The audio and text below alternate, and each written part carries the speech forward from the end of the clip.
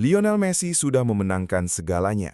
8 Ballon d'Or, 4 gelar Liga Champions, puluhan trofi domestik, Copa America, Piala CONMEBOL, dan Piala Dunia.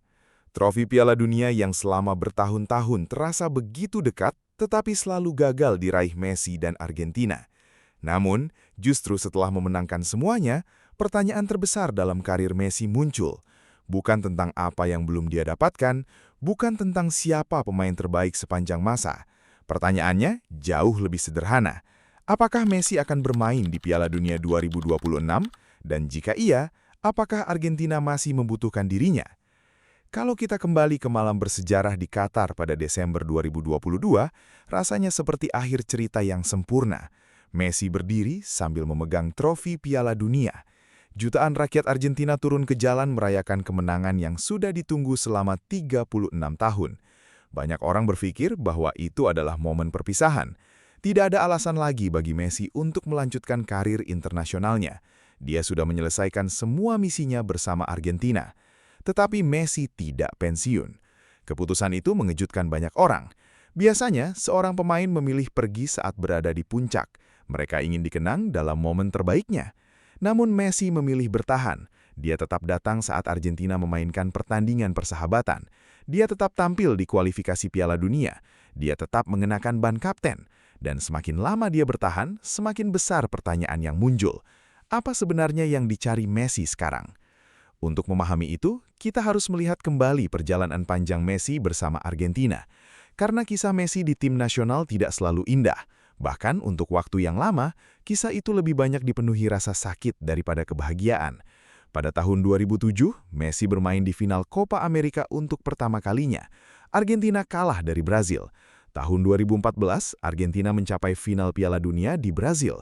Mereka kalah dari Jerman melalui gol Mario Götze di babak perpanjangan waktu. Tahun 2015, Argentina kembali mencapai final Copa America. Mereka kalah lewat adu penalti dari Chili. Setahun kemudian, Argentina kembali bertemu Chili di final Copa America.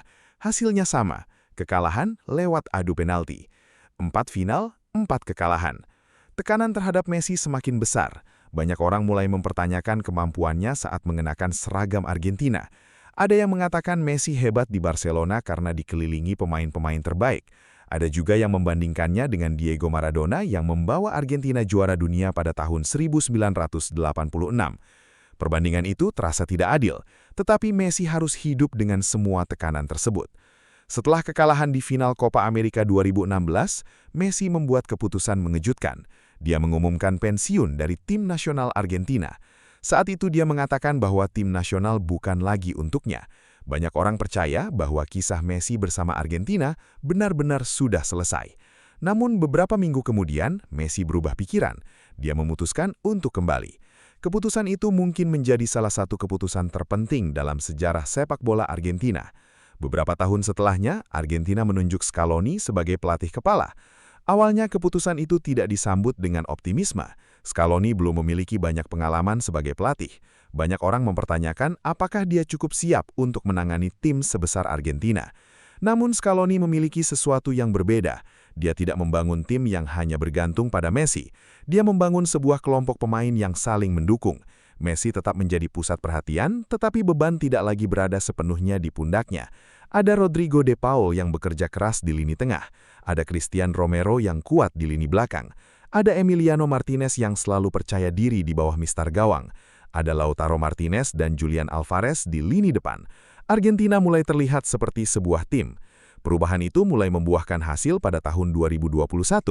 Argentina mencapai final Copa America dan bertemu Brazil di Stadion Maracana. Angel Di Maria mencetak satu-satunya gol dalam pertandingan tersebut. Argentina menang 1-0. Messi akhirnya mendapatkan trofi pertamanya bersama tim nasional senior. Bagi banyak orang, itu adalah momen ketika beban besar di pundak Messi mulai terangkat. Namun ujian terbesar masih menunggu. Piala Dunia 2022. Argentina datang dengan status salah satu favorit juara. Mereka memiliki rekor tidak terkalahkan dalam beberapa pertandingan sebelumnya. Kepercayaan tim sedang tinggi. Banyak penggemar mulai bermimpi bahwa inilah saatnya Messi memenangkan Piala Dunia. Tetapi pertandingan pertama langsung menghadirkan kejutan besar. Argentina kalah 2-1 terhadap Arab Saudi. Hasil itu mengejutkan dunia. Dalam hitungan jam, optimisme berubah menjadi kekhawatiran. Kritik kembali muncul. Ada yang mengatakan Argentina terlalu bergantung pada Messi, ada yang meragukan keputusan Scaloni, ada pula yang percaya bahwa perjalanan Argentina di Qatar akan berakhir lebih cepat dari perkiraan. Namun justru dari situasi sulit itulah karakter Argentina mulai terlihat. Mereka bangkit saat menghadapi Meksiko. Messi mencetak gol penting yang menghidupkan kembali harapan tim. Argentina kemudian mengalahkan Polandia untuk memastikan tempat di babak berikutnya. Di fase gugur, mereka melewati Australia. Setelah itu mereka menghadapi Belanda dalam pertandingan yang penuh emosi. Argentina sempat unggul 2 gol sebelum Belanda menyamakan kedudukan di menit-menit akhir. Pertandingan harus ditentukan melalui adu penalti dan Emiliano Martinez menjadi pahlawan. Di semifinal, Argentina tampil luar biasa saat menghadapi Kroasia. Messi menunjukkan kualitasnya, Julian Alvarez tampil impresif. Argentina menang dan melaju ke final. Di partai puncak, mereka bertemu Prancis. Banyak orang menyebut final itu sebagai final terbaik dalam sejarah Piala Dunia. Argentina sempat unggul 2 gol, Prancis bangkit melalui Kylian Mbappe. Argentina kembali unggul, Prancis kembali menyamakan kedudukan. Pertandingan berlangsung selama 120 menit sebelum akhirnya ditentukan lewat adu penalti. Argentina menang, Messi menang. Dunia menyaksikan salah satu akhir cerita paling indah dalam sejarah olahraga. Tetapi ternyata cerita itu belum selesai. Messi tetap bermain. Dia tetap hadir bersama Argentina. Dia tidak terburu-buru mengambil keputusan soal pensiun. Bahkan ketika ditanya mengenai Piala Dunia 2026, jawabannya seringkali sama. Dia ingin menjalani semuanya hari demi hari. Itulah yang membuat pembicaraan mengenai Messi dan Piala Dunia 2026 menjadi sangat menarik. Jika Messi bermain di turnamen tersebut, dia akan berusia 39 tahun. Usia yang tidak muda untuk ukuran pemain sepak bola profesional, apalagi di level Piala Dunia, di mana intensitas pertandingan sangat tinggi. Di sisi lain, Messi bukan pemain biasa. Seiring bertambahnya usia, dia mengubah cara bermainnya. Dulu, Messi sering melewati beberapa pemain sekaligus dengan kecepatan tinggi. Sekarang dia lebih banyak menggunakan pengalamannya untuk membaca permainan. Dia memilih kapan harus berlari. Dia tahu kapan harus mengatur tempo. Dia tahu kapan harus mengambil keputusan penting. Messi mungkin tidak secepat dulu, tetapi kecerdasannya tetap menjadi senjata utama. Lalu muncul pertanyaan berikutnya, apakah Argentina masih membutuhkan Messi? Jawaban atas pertanyaan itu tidak sesederhana ya atau tidak. Argentina saat ini memiliki banyak pemain berkualitas. Julian Alvarez terus berkembang sebagai penyerang utama. Enzo Fernandez semakin matang di lini tengah. Cristian Romero menjadi salah satu bek terbaik yang dimiliki Argentina. Emiliano Martinez tetap menjadi sosok penting di bawah mistar gawang mereka. Artinya Argentina tidak lagi sepenuhnya bergantung pada Messi. Namun kehadiran Messi tetap membawa sesuatu yang berbeda. Pengalaman, kepemimpinan, ketenangan dalam menghadapi tekanan. Ada alasan mengapa para pemain muda Argentina selalu berbicara dengan penuh rasa hormat terhadap Messi. Mereka tidak hanya melihatnya sebagai pemain terbaik, mereka melihatnya sebagai sosok yang pernah melewati berbagai situasi sulit dan berhasil mengatasinya. Tetapi ada juga risiko. Jika Argentina terlalu bergantung pada Messi, proses regenerasi bisa terganggu. Generasi baru perlu belajar mengambil tanggung jawab yang lebih besar. Mereka perlu membuktikan bahwa Argentina mampu bersaing bahkan tanpa kehadiran Messi. Inilah tantangan terbesar bagi Lionel Scaloni. Bagaimana menjaga keseimbangan antara pengalaman dan regenerasi? Scaloni telah menunjukkan bahwa dia tidak takut mengambil keputusan besar. Dia memahami bahwa kepentingan tim harus selalu menjadi prioritas utama, bahkan jika keputusan tersebut melibatkan pemain sebesar Lionel Messi. Menariknya, Messi sendiri tidak pernah memaksa dirinya untuk tetap bermain. Dia beberapa kali mengatakan bahwa dia tidak ingin menjadi beban bagi tim nasional. Dia ingin melihat apakah kondisinya masih memungkinkan untuk bersaing di level tertinggi. Pernyataan itu menunjukkan satu hal penting. Messi memahami bahwa sepak bola terus bergerak maju. Tidak ada pemain yang bisa bermain selamanya. Bahkan pemain terbaik sepanjang masa pun harus menghadapi kenyataan bahwa waktu tidak pernah berhenti. Namun, sampai hari ini, belum ada keputusan final mengenai masa depannya di Piala Dunia 2026. Ketidakpastian itulah yang membuat dunia terus memperhatikan setiap langkah Messi. Setiap kali Argentina bermain, pertanyaan yang sama kembali muncul.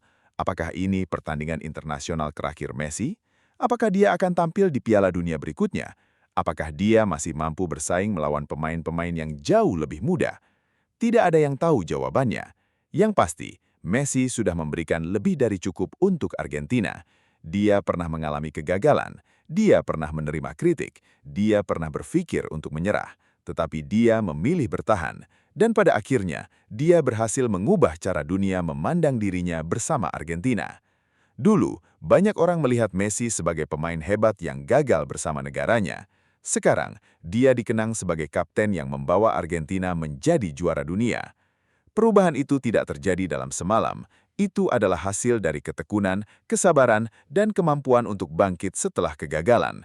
Mungkin itulah alasan mengapa kisah Messi terasa begitu dekat dengan banyak orang, karena hidup tidak selalu berjalan sesuai rencana. Kadang kita gagal, kadang kita ingin menyerah, kadang kita merasa usaha yang dilakukan tidak pernah cukup.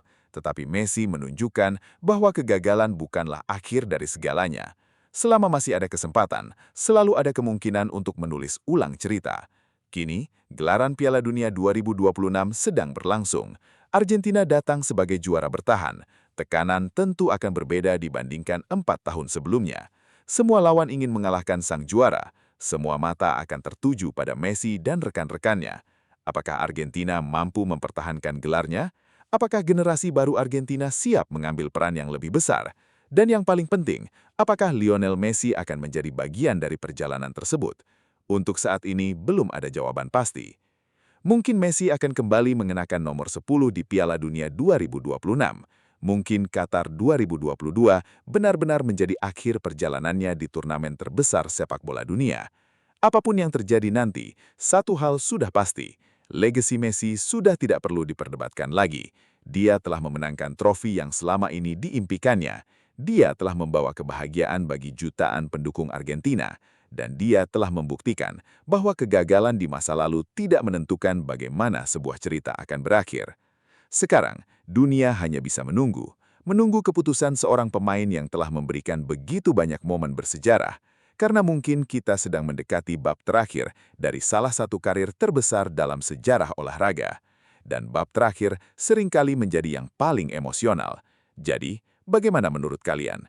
Apakah Lionel Messi sebaiknya bermain di Piala Dunia 2026? Apakah Argentina masih membutuhkan dirinya? Atau sudah waktunya generasi baru mengambil alih sepenuhnya? Tulis pendapat kalian di kolom komentar, karena satu hal yang pasti, perdebatan tentang Lionel Messi, Argentina, dan Piala Dunia 2026 belum akan berakhir dalam waktu dekat.